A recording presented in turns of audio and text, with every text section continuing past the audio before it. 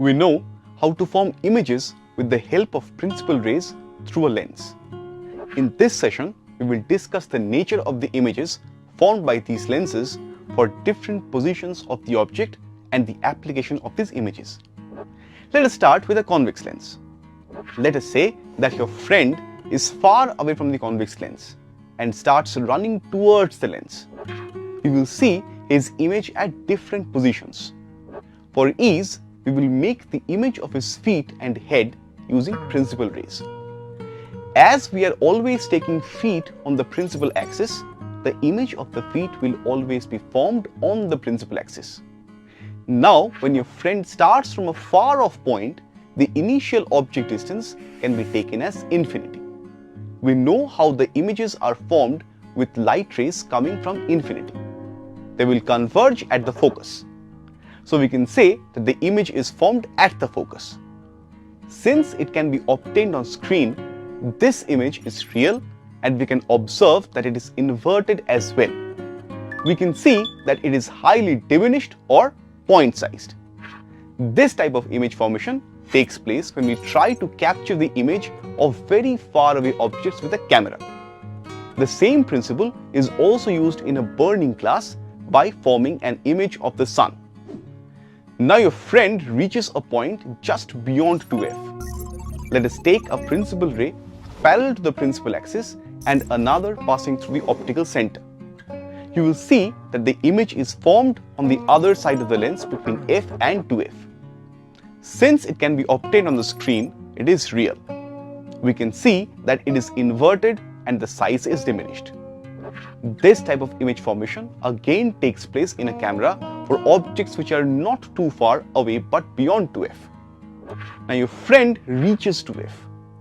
Draw the principal rays for this position. You will find that the image is formed on the other 2f.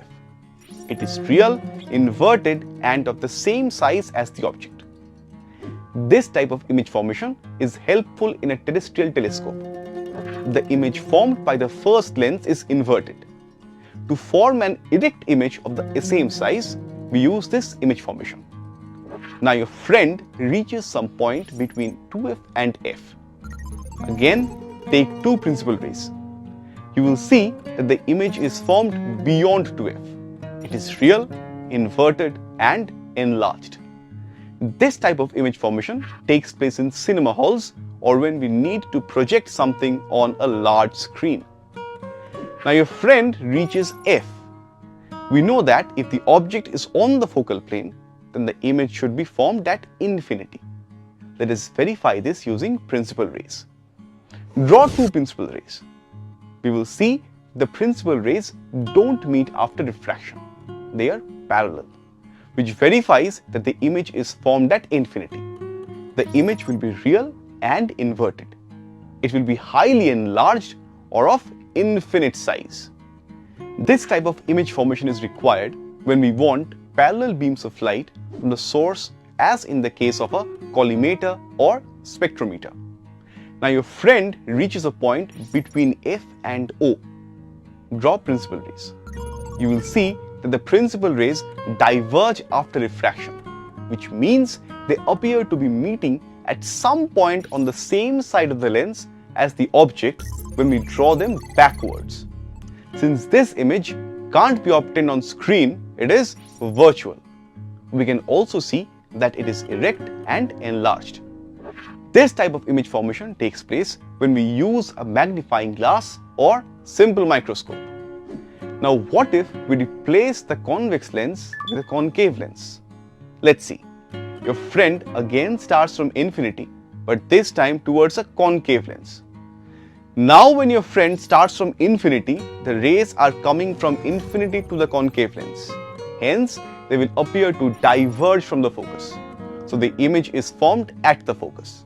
Since we can't obtain this image on screen, it is virtual and erect. We can see that it is highly diminished or point-sized.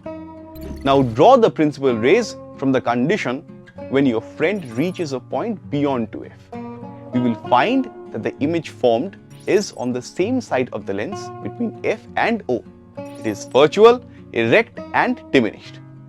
Now when your friend reaches between 2F and F, after drawing the principal rays, we again find the image on the same side of the lens between F and O.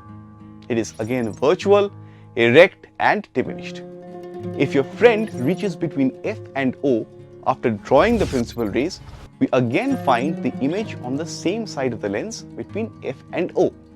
It is again virtual, erect and diminished. From this we can generalize that if the object is between infinity and O, a concave lens forms an image on the same side of the lens between F and O, virtual, erect and diminished. This type of image formation is helpful in spectacles for short-sighted people. We have formed many images in this session. Let's recap them quickly. First, we learnt about the image formation through a convex lens. We saw that a convex lens can form real or virtual, inverted or erect and diminished, same-sized or enlarged images for different positions of the object. Then we saw the image formation through a concave lens. We saw that it always forms virtual, erect and diminished images. Now you know how lenses form images. To feed your curiosity, think about what type of lenses are present in our eyes so that we are able to see the objects. I'll see you soon. Till then, keep learning.